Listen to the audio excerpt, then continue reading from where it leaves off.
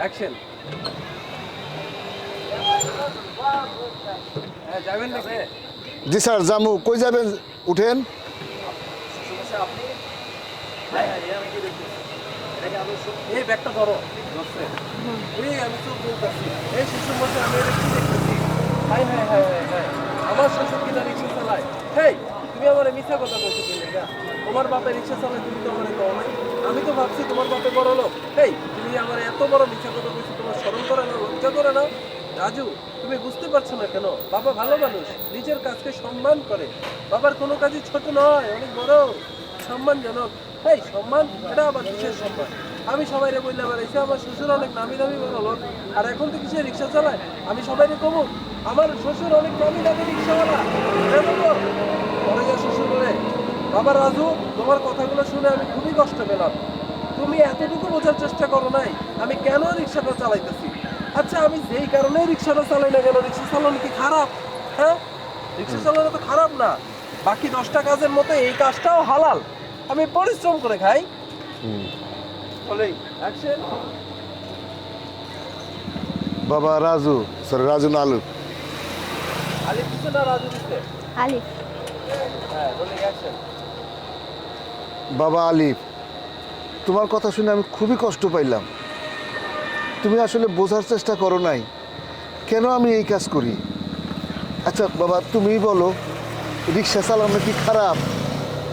দুনিয়ার 10টা হালাল রোজগারের মধ্যে রিক্সা চালিয়ে রোজগার করাটা একটা হালাল রোজগার। আমি সেই কাজই করতেছি।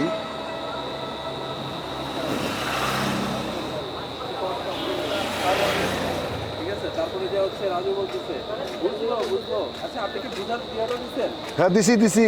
10টা হালাল কাজের মতো এটা হ্যাঁ দিছি দিছি দিছি। তুমি এই সাধারণ ব্যাপারটা বুঝলা না, এই এতটুকু বলেন অ্যাকশন। আর তুমি এই সাধারণ ব্যাপারটা বুঝলা না?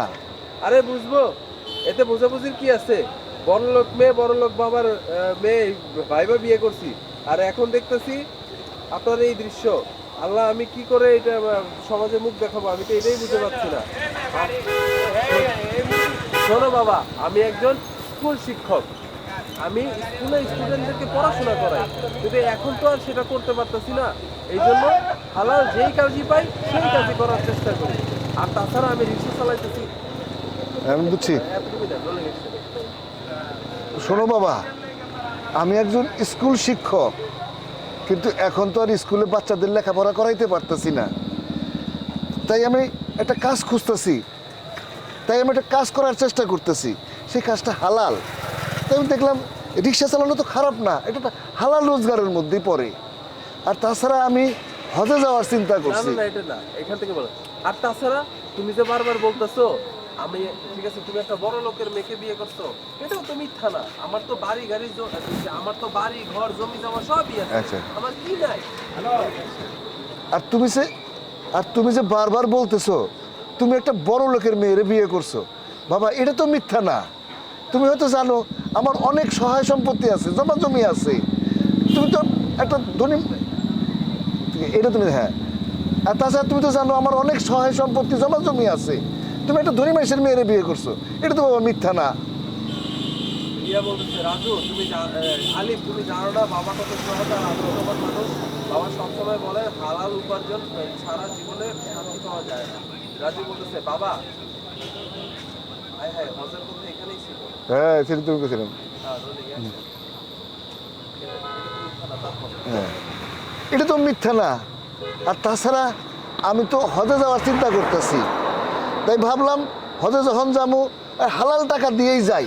এই জন্য হালাল রোজগার করে আমি কিছু টাকা জমাইতেছি, যে টাকা দিয়ে আমি হজে যাইতে পারি। পরে যে হচ্ছে রিয়া বলতেছে রাজু তুমি জানো না বাবা কত সব, বাবা অনেক আদর্শবান, বাবা হালাল উপার্জন ছাড়া হারামি একটুও খায় না, বাবা হালাল খেয়ে পেটের এই অবস্থা।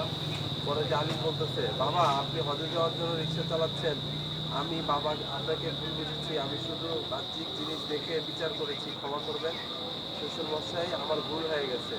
বাহ্যিক জিনিস কখনোই সত্যিকারের মূল্যবোধ নির্ধারণ করে না আলিফ। বাহ্যিক জিনিস কখনোই সত্যিকারের মূল্যবোধ নির্ধারণ করে না আলিফ। আমি এটা দেখি, হ্যাঁ বাহ্যিক জিনিস কখনোই সত্যিকারের মূল্যবোধ নির্ধারণ করে না আলী। জীবনকে বুঝতে হলে অন্তরের দৃষ্টি থাকতে হয়। তোমার এই ভুল থেকে শেখা উচিত। জীবনকে কিন্তু তোমার হ্যাঁ এই ব্যবহারে কিন্তু আমি খুব কষ্ট পাইছি। হ্যাঁ মুখের ভাষায় কিন্তু মানুষের পরিচয়। জীবনকে বুঝতে হলে অন্তরের দৃষ্টি থাকতে হয়। তোমার আজকের এই ভুল থেকে শিক্ষা নেওয়া উচিত। আর দেখ, তোমার ব্যবহারে কিন্তু আমি কষ্ট পাইছি। জীব- একটা জিনিস মনে রাখবা, মানুষের ব্যবহারই বংশের পরিচয়। হ্যাঁ, জীবনকে বুঝতে হলে অন্তরের দৃষ্টি থাকতে হয়। তোমার আজকের এই ভুল থেকে শিক্ষা নেওয়া উচিত। বাবা, তোমার আজকের এই ব্যবহারে আমি খুব কষ্ট পেয়েছি। একটা জিনিস মনে রাখবা, ব্যবহারই বংশের পরিচয়। আর একটা জিনিস মনে রাখবা, মানুষের মুখের কথাই আসল পরিচয়। আমি বলছে, বাবা আমি ভুল করছি, আজ থেকে আমি তার সত্যি অনুপ্রেরণামূলক অনেক কিছু। বাবারে, এটাই জীবন। যাকে যেমন দেখবে তাকে তেমন ভাববে না। আর জীবনে প্রতিটা মানুষকেই সম্মান করতে শিখো। যাই হোক, তোমরা তো আমার বাড়িতেই যাবা, চলো রিক্সায় ওঠো। বাবা রে, এটাই জীবন। যাকে যেমন দেখবে তেমন ভাববে না। তারপর তুমি কি আর তাছাড়া সবাইকেই সম্মান ও আচ্ছা, বাবা রে, এটাই জীবন। এক মিনিট ওখানে দাঁড়াও। ব্যাগগুলো লাগবে না? অ্যাকশন। বাবা রে, এটাই জীবন। যাকে যেমন দেখবে তেমন ভাববে না। সবাইকে সম্মান করতে শেখো। আর তাছাড়া তোমার তো আমার বাড়িতে যাচ্ছ। আচ্ছা বাবা, চলো, অনেক কথা হইলে, এখন ওঠো তো গাড়িতে, তাড়াতাড়ি তোমাদের বাসায় নিয়ে যাই, আবার দেই। আচ্ছা বাবা, হ্যাঁ, আপনি হাতে নিয়ে যাবেন। আচ্ছা বাবা, অনেক কথা হইলো, এখন গাড়িতে ওঠো, তাড়াতাড়ি তোমাদের বাড়িতে নিয়ে যাই।